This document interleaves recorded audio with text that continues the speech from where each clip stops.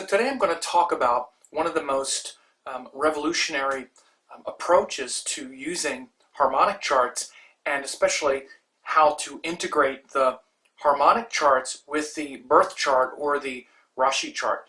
And it's something that I developed called the ratio of priorities technique. Now what this means is that the way you avoid the typical confusing, I put confusing in parentheses, idea that, well, what if the Rashi chart or the birth chart says one thing, but the harmonic charts say something different? Which one do you look at? I'm confused. This says that, this says that. Which is more important? You'll hear astrologers say, well, the Rashi chart is most important, or the harmonic chart is the most important. And so you look at that one. That one trumps the other one, and things like that, where people don't know how to read these things together. Now, what I'm saying is that the way you approach this, and you see I have the chart here of Angelina Jolie, so I'm going to be using her chart as an example, is that you read the ratio of priority by the birth chart, by the Rashi chart, which is the main chart, because that's the astronomical chart. That's where the planets were, literally in the sky, in the different nakshatras and the signs, and the moment you were born. That's the astronomical chart. And then the harmonic charts are divisions of each one of the signs. That's a different harmonic. But the thing that you need to do is you need to look at the, again, ratio of priority in a person's life between things like their identity and their personal development, their relationships, their career, perhaps their children, and these other areas of life that are going to be, that will have a ratio of priority to them. And in a general sense, you want to use that ratio to understand that this is the person's overall makeup. It's a ratio of this thing being important and that thing being important in a certain combination. Like, let's say, for example, if we take, 4 areas of life: personal development, relationship, career, let's say children, okay? Those 4 things. And you evaluate the chart to see what's going to be more important to this person overall. Like, let's say balanced would be 25% of all of those 4 things would be important. If it's not children, then you could say creativity, okay? But that idea. But usually these things are skewed. So now that has nothing to do with the harmonic chart in question that rules that area of life.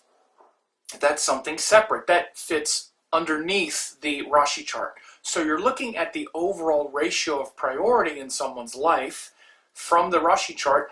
Then the harmonic chart fits within that, because there's nothing that the harmonic chart can produce or show that's not going to be reflected in the Rashi chart, especially as a matter of importance and as a matter of priority.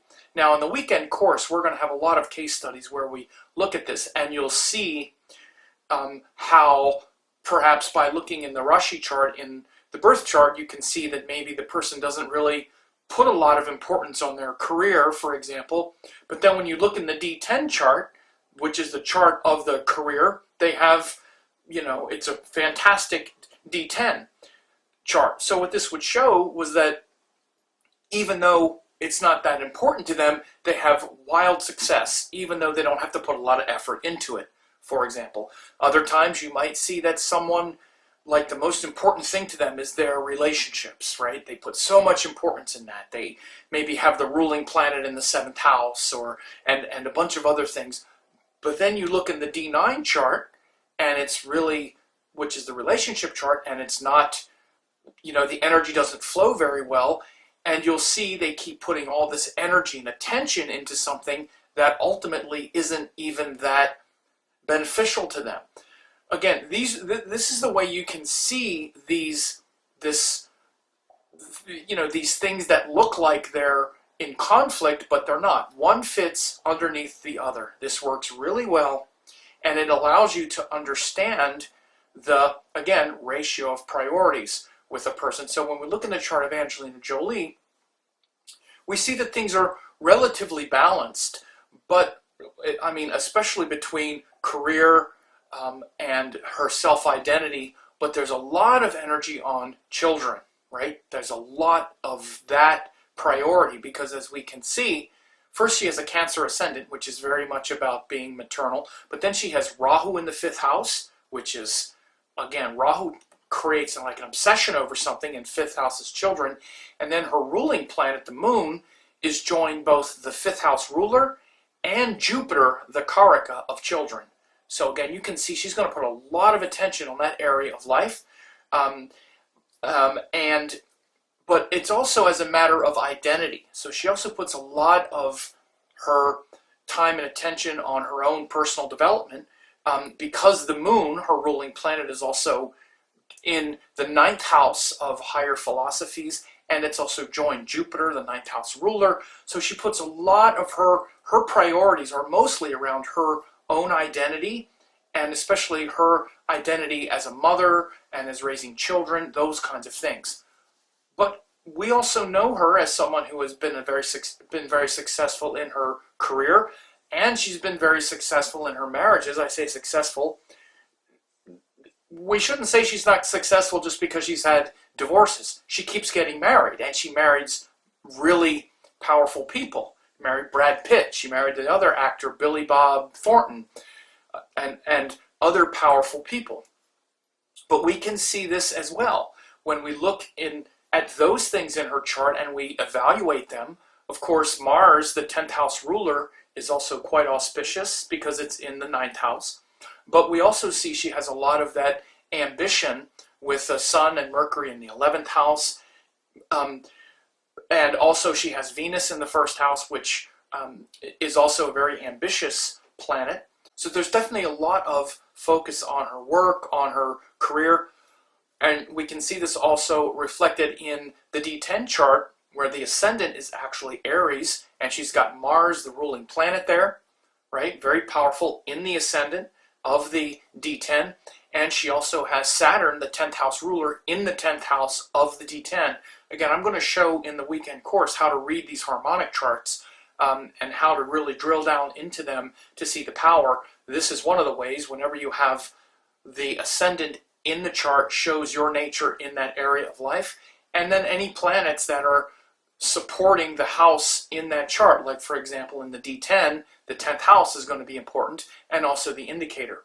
So you can see that her career karmas are, very, sort of healthy ambition, and then the D10 absolutely affirms that drive and those responsibilities and that enthusiasm and passion with those planets in Aries and in Capricorn. But especially when we look at the career karmas, it's very interesting because you can see she does have Venus in the 1st house. This obviously gives the boon of being attractive, right? This is how Venus influence on the relationships is a great benefit, because first we have to be pretty enough or good looking enough or charismatic enough to attract attention to us and to get a partner. She definitely has that one handled. She's got Venus right on the ascendant. Venus is also the indicator of partners. Now you see the partner is in her 1st house, so partners are very drawn to her. But then we look at her 7th house ruler and the other relationship factors especially, and it's Saturn. The 7th house ruler is in the 12th house of loss, of letting go. It's definitely not something that she's as comfortable with as the other areas of life. So again, when she has to show up in a relationship, especially with the 7th house ruler, shows how we show up and stay connected. It's in the 12th house, so it's like letting go, and she's kind of, it's hard for her to stay engaged. So that's why she's been married, I think, 3 times. But when we look in the D9 chart, we see it's a Leo rising sign. Venus is in the 1st house again. She's got Jupiter in the 7th house, right? And even Saturn, the 7th house ruler in that chart, is in Taurus, where it's pretty powerful.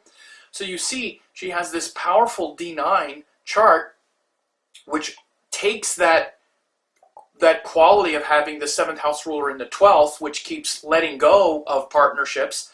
It keeps producing these great partners. Again, I say great partners in the fact that they're well-known and famous and wealthy. And I mean, she married Brad Pitt and other actors, for God's sake, right? That's pretty good relationship karma. So again, you see how these things kind of, work in tandem. It's not one or the other. It's not one against the other.